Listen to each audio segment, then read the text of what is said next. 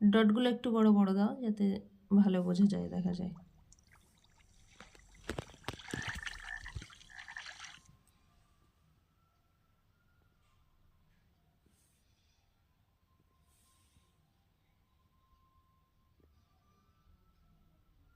এবার এই তুলিটা দিয়ে জুড়তে হবে।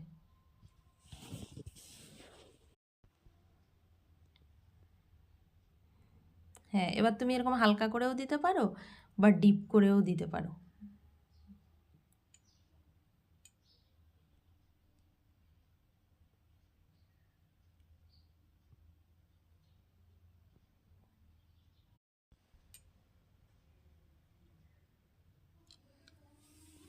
এটাকে বলে গ্লিটার আর্ট, মানে গ্লিটার দিয়ে যে কাজটা করা হয় সেটা হচ্ছে গ্লিটার আর্ট।